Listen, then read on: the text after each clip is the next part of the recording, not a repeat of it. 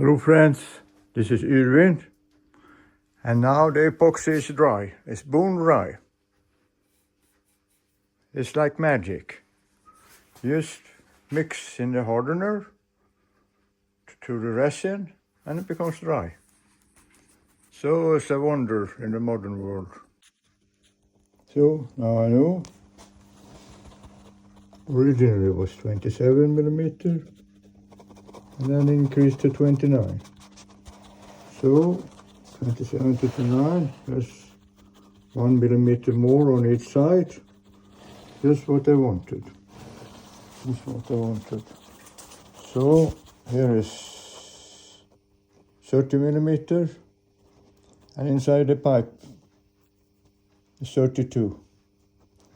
So I mean it's incredible luck. I always like this, you know, to find a epoxy pipe who fits so well just when I needed it. And Harry didn't have anyone. I'm not sure where I could find it else, you know, just my luck. So, it's my born under a lucky star. So here's where the rudder axis come up. And it's going to be at 90 degrees to the bottom. And as you can see. So, friends, now it's here. And he is at right angle to the bottom.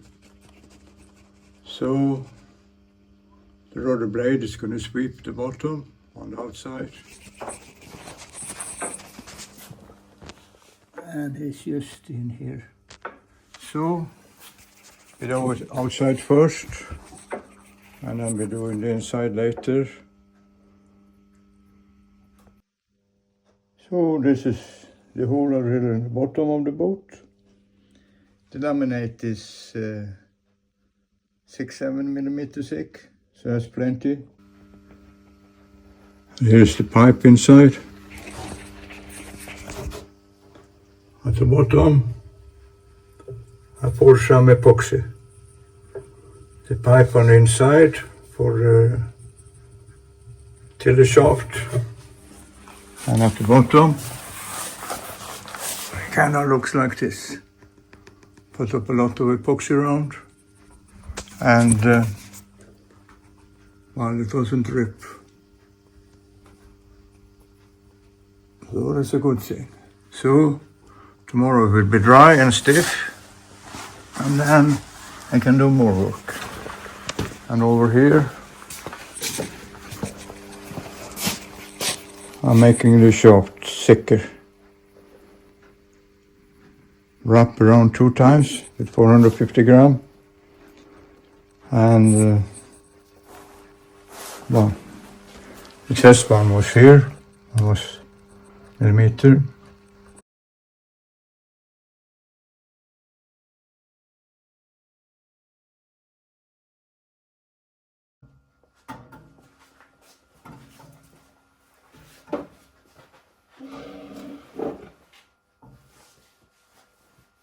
So the authorities did not want to let us out. They thought the boat was too small for Cape Leeuwin.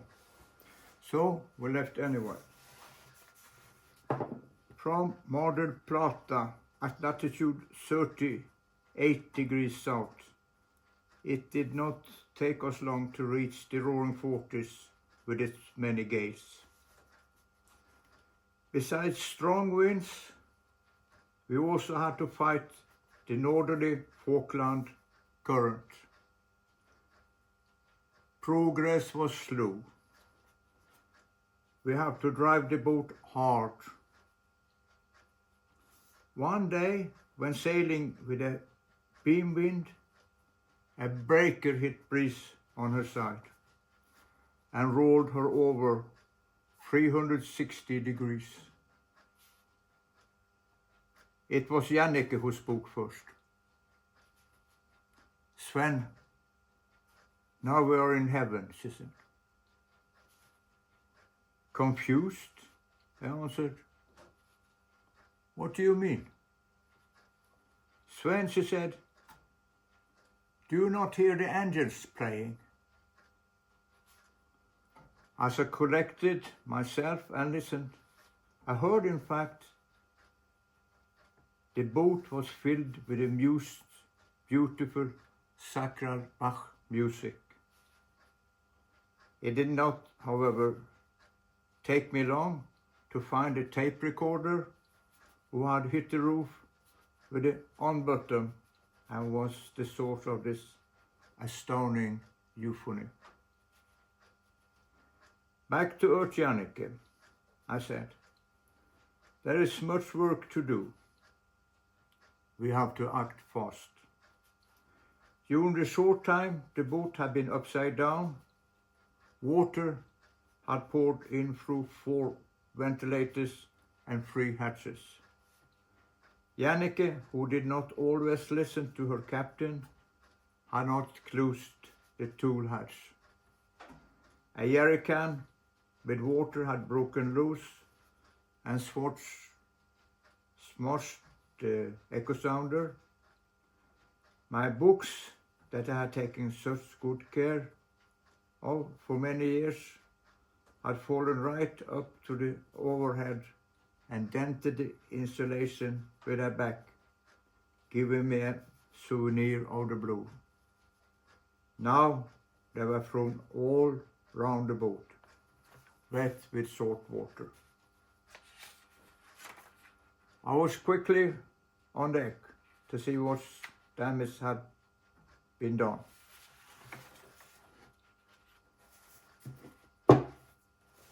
To my relief, nothing except the wing was broken. Though the main sheet had ripped out, the sails came down quickly. 2 truck ties on a long rope were thrown out from the stern as a sea anchor. The rest of the day we were busy getting the salt water out. It seemed to have penetrated everything.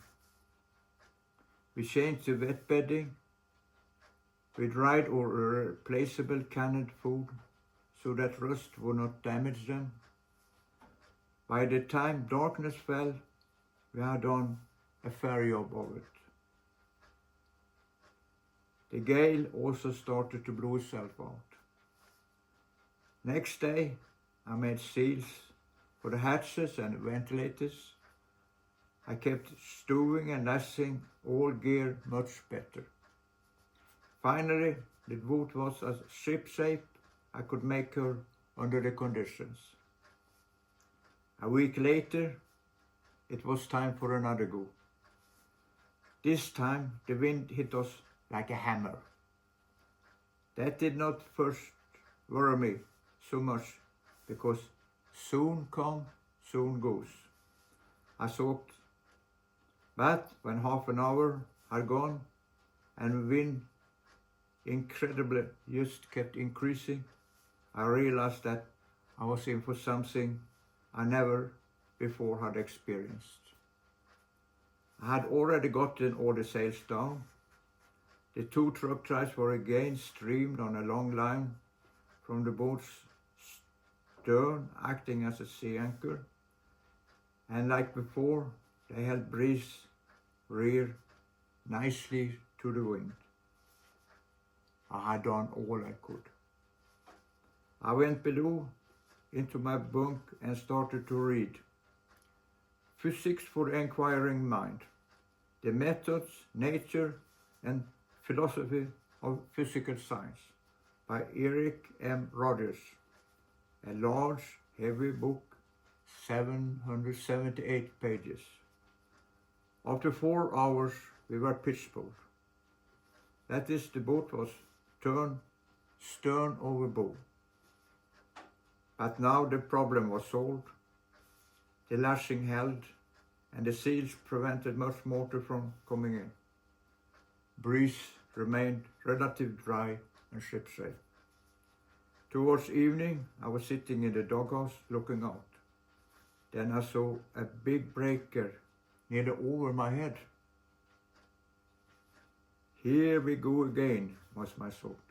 But somehow breeze made a sneaky movement, with her tail and managed to ride out the assault. The storm kept brewing full strength through the night. As there was no moon, it was pitch dark, and we could only hear the roar of the breakers increasing as they came nearer, and feel the tremendous acceleration when they hit. By 4 o'clock in the morning, the storm had moderated to gale force. The weather was heavy, but not in the way I had imagined. Apart from that, the boat capsized and pitchpoled now and then, I did not complain. The storms were edifying. They complemented my theoretical knowledge. They gave me personal experience. I got new ideas. I prudently drew a new boat and decided to make a new try. True, it was a long way from present position near Cape Leeuwin to my mother's basement, and we were getting short of water, but there's always a solution. To be continued.